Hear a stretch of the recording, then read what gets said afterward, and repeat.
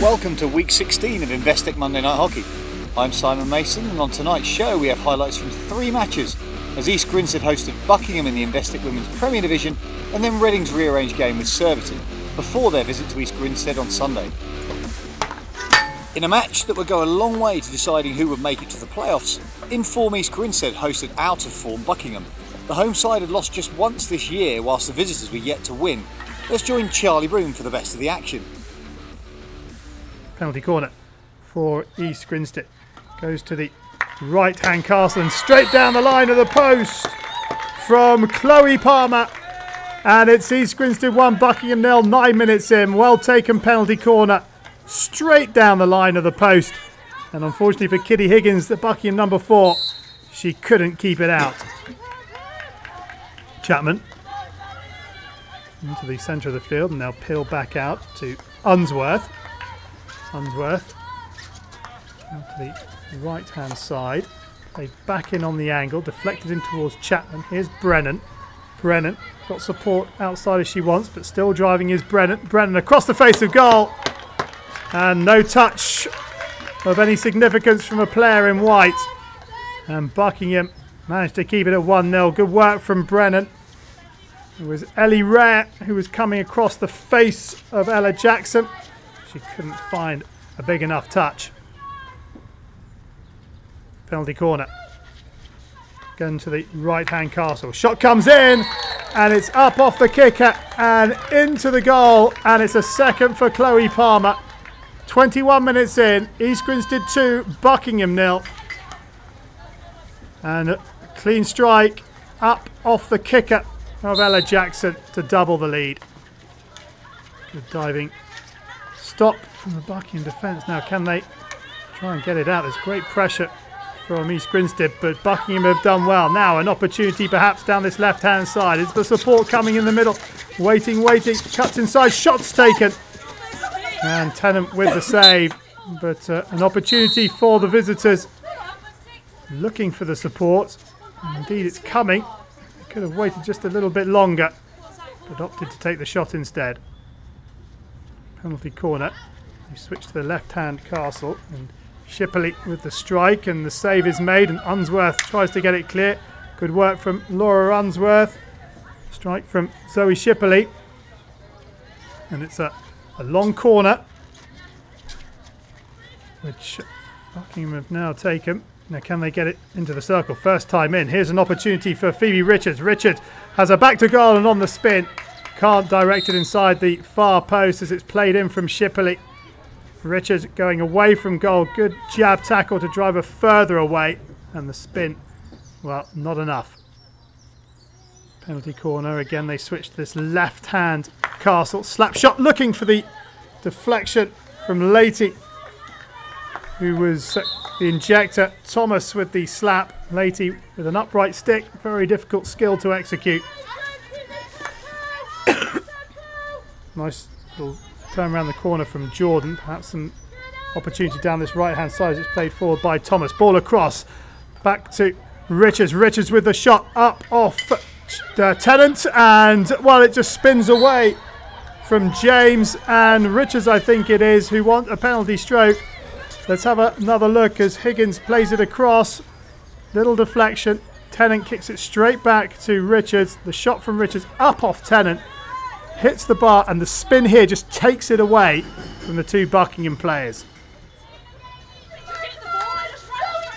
Free hit to East Grinstead. 5 metres outside the circle. Nice little ball in. An opportunity here for Blackwood on the reverse stick. Shot comes in. Good save by Jackson.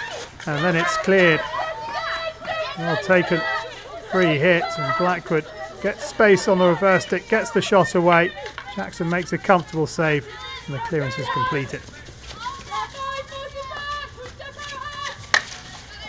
Oh, chance for Buckingham to get it clear. No, East Grinstead have won it back, and an opportunity to apply some more pressure. Ball back, shot across the face of goal. Oh, somehow it's gone wide.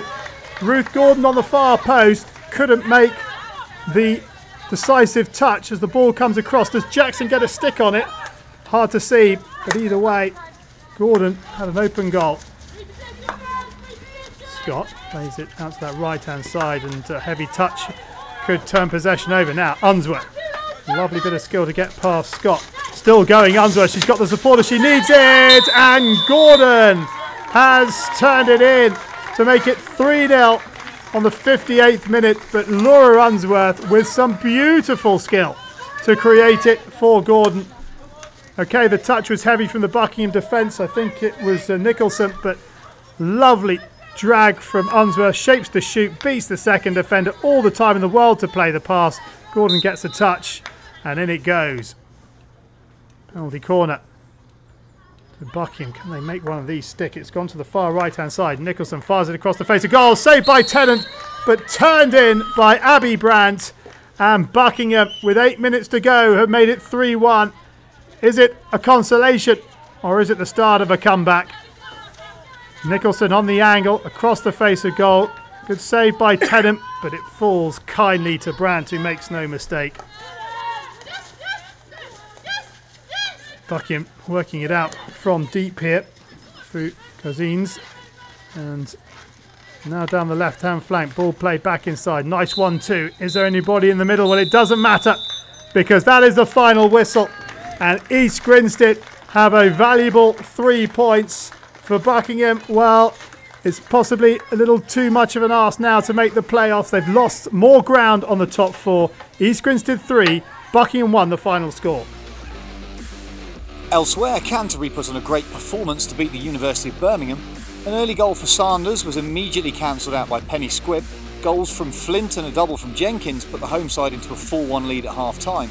Although Munro pulled one back for the students, Canterbury claimed another vital 3 points. McCabe gave Clifton Robinsons the lead away at Bowden, before Bailey levelled it up just before half-time. A goal each in the second half meant the game finished in a 2-2 draw. Surbiton really cut loose away at Slough to win by 8-1.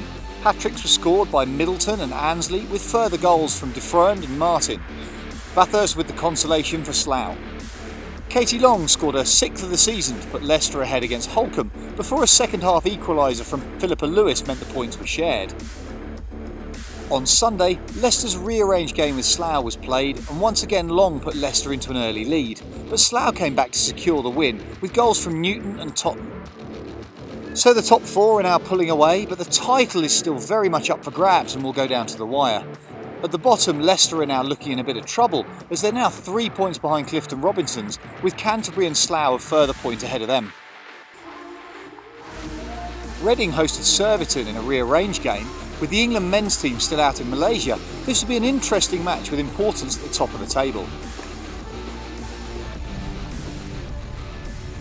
On this right-hand side, lovely ball back inside by Dolan Gray, and here is Atkins. Atkins spins, looks for Dolan Gray. Dolan Gray all slips. Can he get the ball into the circle? Yes, he can. Up off offside. The keeper makes a save. Boone follows up. Boone trying to get it across the face of goal, and the penalty stroke has been given. Not sure who that's gone against. Let's have another look. Boone, good save from Seager Green. Seager Green goes to ground, but he makes another save in here, there. And as the ball comes across, is that a stick check? Penalty stroke anyway. Mantell up against Seager Green. And Seager Green goes the wrong way, and Mantell makes it 1-0, 17 minutes in. Richard Mantell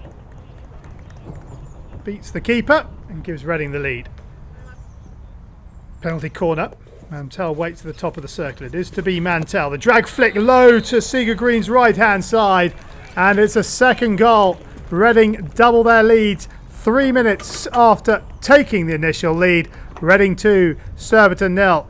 Richard Mantell drag flicking it along the ground to the keeper's right-hand side. Penalty corner for Surbiton. Little switch at the top, and it goes to Taylor. Taylor with a drag flick. Good save. And off the post, but it's a penalty stroke. I think it's gone against Mantell, has it? Let's have another look. Save from Alexander. And just there, maybe, Mantell's swinging stick gives away the penalty stroke. Forsyth beats Alexander to his right-hand side. And it's Reading 2, Surbiton 1. 3 goals in 5 minutes. It's all happening here at Sonning Lane. There's the penalty stroke from behind the goal. Alexander close, but not close enough. Short corner to Reading. Goes to Mantell once more. Mantell again goes to Seager Green's right-hand side. And for the third time, Seager Green is beaten on his right-hand side. Reading 3, Surbiton 1 as we approach the half-time. That's the view from behind the goal. Another good flick. Ball forward from DC. Cut in field, and Francis still going down that right-hand side. Good work from Morton. Morton stops, has a little look up, fires it across. And Seager Green with double stick stop to get the ball clear. Morton has a little look up, has time to stop it, fires it across. In fact, it's a good save from Seager Green from the deflection from Francis. Penalty corner goes to Mantell. Mantell down to the right hand side. Good save from Seager Green on the reverse stick. He stays big to Seager Green from Morton. Ball across. And it's Marshall on the far post who gets it clear. Good save with the stick from Seager Green. And then he stays tall to take that one on the chest. And as it comes across the face of goal, Morton is there to clear. Marshall, sorry. Into Mantell, and a diving save away to his left-hand side by Seager Green. In fact, I think that might be Marshall on the line again. Penalty corner. This time it's Mantell on the further right-hand castle. It's off the post from the keeper's save, and then Surbiton get it clear. How close is this to a fourth? Good save from Seager Green to put it onto the post, and he battles to get it clear. Free hit for Surbiton. Here is Grasick.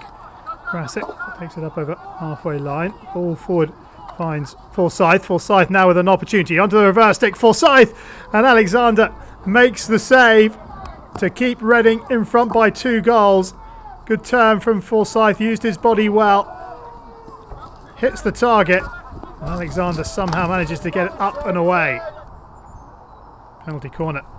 And it's going to be Mantell once more. Good save, double save, and then the rest of the defence get involved. It's still there, and Seager Green makes another save, and it's behind for a 16.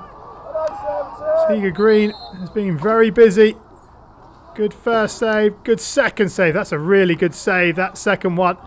Now, gets himself up. Boone, nice turn. There's the third save, and then it just spins out of play. Here come Reading again down this right-hand side.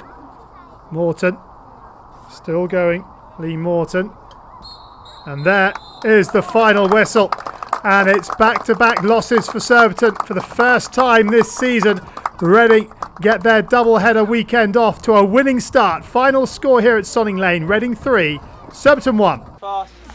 Now back to East Grinstead once more as Reading were the visitors. After that win against Surbiton, Reading could now look to challenge for the title, whilst East Grinstead would need a win to keep any hope of making the playoffs alive. Leave your spare. Ball up the left-hand side, picks out Francis. Nice work from Francis. Francis driving, plays it to the line, and there is Carson, return to Francis, and Francis sees a shot put behind by the keeper. But good attacking stuff from Reading, and they've won the long corner. Corner. Swings it out to that right-hand side. Time for the cross to come in, perhaps. Here's a chance for Boone on the reverse stick, and Boone opens the scoring. 11 minutes in. East Grinstead 0, Reading 1. Great start for the visitors. Long corner played out wide, and there was time and space for the pass to be picked. The deflection doesn't help the East Grinstead defence. Helps Boone. Smart finish. Keep coming, bloody. Keep coming, bloody. East Grinstead pressing, trying to win back possession, which they do so now. Can they convert this into an opportunity? Here goes Ashley Jackson. Got his brother Wesley in front of him. Jackson on the reverse stick, and Wesley Jackson with a deflection. And they're back on level terms. 18 minutes in. East Grinstead 1, Reading 1. Well taken goal from Wesley Jackson. See here as Ashley Jackson runs down that corridor. He's got his brother in front of him, and Wesley Jackson runs into the centre, and Ashley Jackson finds him with the pass. East Grinstead under a little bit of pressure at the back through Dan Shingles. Dan Shingles does well. Now a chance perhaps here for Reading down the left-hand channel. Falls to Carson. Stick down, Dan. Stick down, Dan. Stick down, Can't Dan. get past Faulkner. Still with Carson though. Ball across. Oh, it's taken a huge deflection in front of the keeper. It will go down as Carson's goal. But I think it comes off Matthew Blood, number 19. Huge deflection in front of the keeper. East Grinstead 1, Reading 2. Let's have another look here. Simon Faulkner does well to block the initial pass come shot from Carson. Nice skill from Carson to get past David Faulkner. And there is the big deflection to take it past the keeper. Free hit to Reading, play down into the corner. Ball across off Faulkner. Oh my word, what a finish that is by Owen Dolan Gray. 26th minute, East Grinstead 1, Reading 3. Well, it takes another huge deflection off Simon Faulkner. And that is some smart finish by Dolan Gray at the far post. Penalty corner to Reading. Goes to the left-hand Castle. The drag flick is in the back of the net. Tom Carson makes it 4-1. A late change of direction or disguise on the flick. Have a look at this. Yeah, last-minute flick of the wrist takes it past the keeper. Great penalty corner. Chance here for East Grinstead. Injection. And there is the flick. And that is straight through the keeper's legs. Simon Faulkner gets East Grinstead back into this one. They still trail by 2. And Tommy Alexander won't enjoy watching this one again. Straight down the middle. Weight backwards. Ends up on his backside. DC. Down the right hand side go Reading. And good play by Morton. Still Morton. And the free hit given away by Daniel Faulkner, which Morton will take. He does, and he feeds it into the circle. Opportunity here. Boom, plays it across and sliding in on the far post is Tom Carson. East Grinstead 2, Reading 5. Just shy of the 50th minute mark. And Reading looking good for their second win of the weekend. Lovely disguise on the free hit. Boom, waits, and there is Carson arriving on the far post. Penalty corner. Mantell on the battery. It is Mantell. Good save. It's still there. And off Ashley Jackson on the line. It's a penalty stroke. From behind the goal, you can see the keeper makes the first save. And the second shot straight off the knee of Ashley Jackson. Mantell sends the keeper the wrong way. And Reading have another. East Grinstead 2, Reading 6. Still got 15 minutes left to play. Mantell fooling the keeper.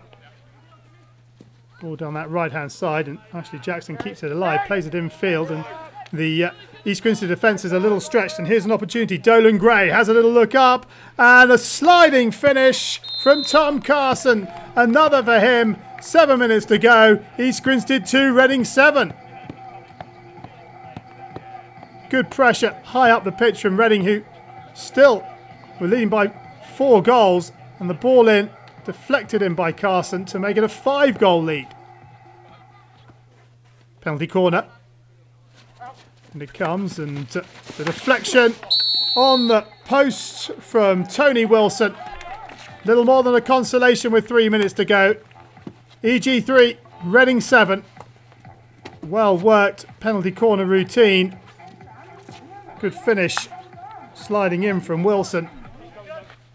Jackson runs it away, and that is the final whistle.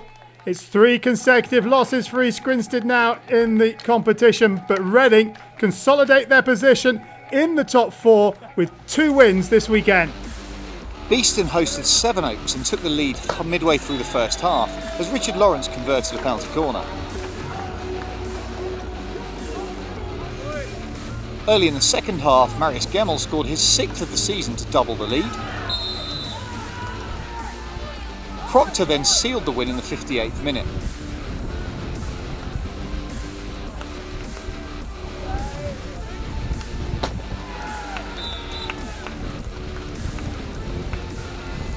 Ali Taylor did pull one back for the visitors, but the final score was 3-1 to Beeston.